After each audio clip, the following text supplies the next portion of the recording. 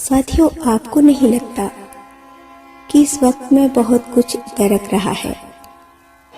विज्ञान का कहना है कि चुंबकीय क्षेत्र की ओर बढ़ते हुए हिंदुस्तान का भूगोल दरक रहा है।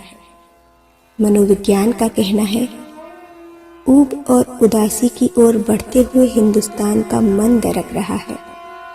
धरती दरक रही है, पहाड़ दरक रहे हैं, हिमखंड दरक रहे हैं और इस सबके बीच हौले हौले जीवन दरक रहा है। लेकिन कई बार सतह पर जो दरकन, जो दूरी, जो फांक दिखाई देती है, वो अपने भीतर जुड़ाव के गहरे पेच लिए होती है। रूस के महान लेखक लियो तोल्स्टॉय और उनकी पत्नी सोफिया की जिंदगी भी सतह के भीतर कुछ और दबाए थी। बरसों बाद उनकी डायरियों के जर्जर पन्नों ने उस सच को उगल दिया जिससे वे खुद खासे बेखबर रह गए। उनकी डायरियों के टुकड़े हर उस रिश्ते के लिए एक सबक है जो एक दूजे के बरक्स दरकन होकर, दूरी बनकर, फांक बनकर खड़े हैं। तो सुनिए सोफिया और लियो तोल्स्टॉय की डायरी के कुछ टुकड़े।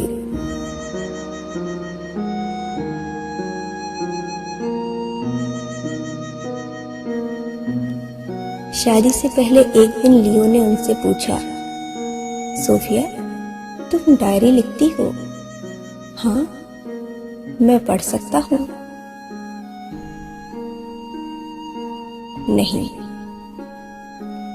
इस नहीं के बाद लियो अपनी डायरी का पूरा पुलिंदा उठा लाए थे और बोले, पर तुम इन्हें पढ़ सकती हो। और फिर सब कुछ पढ़ा था उसने।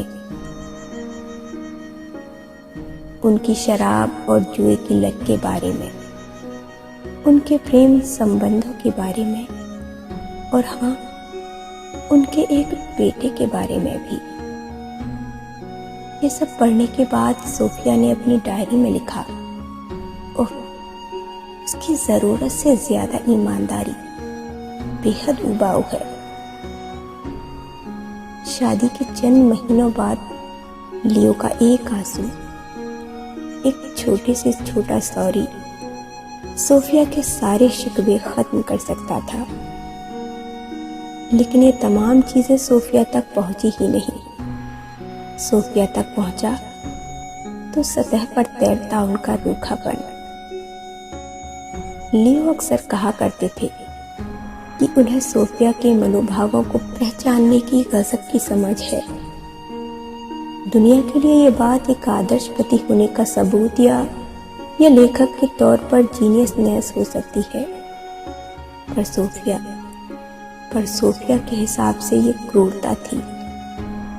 उसने लिखा, अगर वो इतना ही संवेदनशील और भावुक है तो इतना रूखा और कठोर क्यों है? अगर उसके अंदर मन को पढ़ लेने की समझ है, जैसा कि वो दावा करता है, तो वो उस दुख, उस पीड़ा को क्यों नहीं देख पाता जिससे मैं हर पल गुजरती हूँ?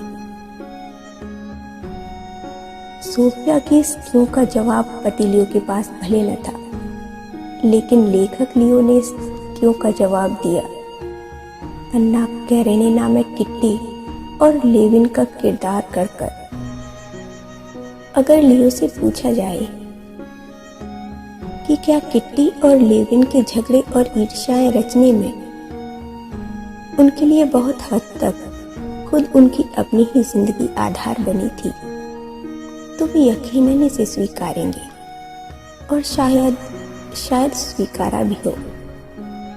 उनकी डायरियां कहती हैं कि वो भी सब कुछ देख सकते थे, समझ सकते थे, सोफिया का सच भी और उसका शक भी, मगर वो वक्त का पहिया कैसे घुमा देते।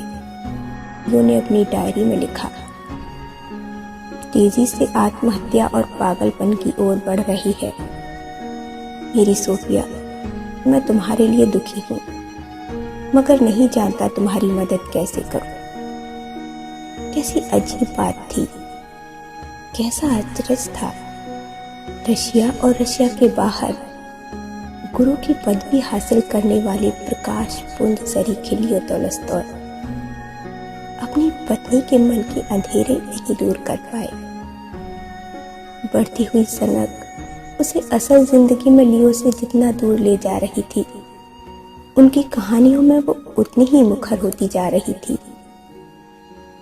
जब लियो ने एक ईर्ष्यालु पति की कहानी लिखी, द क्रेउत्जर सोनाटा, तो सेंट पीटर्सबर्ग और मॉस्को के कोने कोने में कैसे होने लगी थी कि ये उनकी निजी जिंदगी का सच है। जवाब में सोफिया ने डायरी में लिखा था, अगर वाकई ये मेरे और लियोवोच के रिश्तों की कहानी है तो मैं भीख मांगती हूँ, भगवान के लिए इसे छपने दो।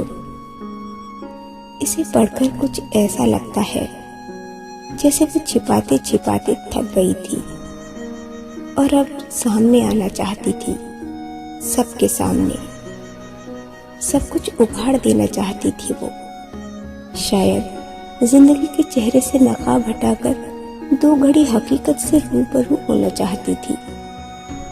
लेकिन एक महान व्यक्ति के प्रेम और दोस्ती की दास्तान का पीछा करते करते जाने कैसे वो रास्ता भूल गई और उन रास्तों पर चल पड़ी जिन्हें पार करके लियो उससे बहुत दूर चले गए थे, बहुत दूर। जैसे जैसे वक्त बीत रहा था, सोफिया को लगने लगा कि वो अन्ना बनती जा रही है। अन्ना कैरेनिना, बार बार मौत की ओर भागने की आदत इसी बात का सबूत थी। उसे शक था कि लियो किसी से प्रेम करने लगे हैं। एक रोज ड्रेसिंग गाउन और स्लीपर्स में ही दौड़ गई थी वो। लियो सदमे जैसी हालत में थे। वो उससे क्रोध और उन्माद से कांपती हुई माँ को बच्चे भीतर खींच कर लाए थे। इसके ठीक 2 दिन बाद डॉक्टर्स ने लियो से कहा, शी इज लॉस्ट। मगर ये खोना तो उसी दिन शुरू हो गया था जिस दिन सोफिया लियो से जुड़ी, उस लियो से जिसने शादी से पहले अपनी डायरियां बिखेर दी थी उसके सामने और कहा था, तुम इन्हें पढ़ सकती हो सोफिया।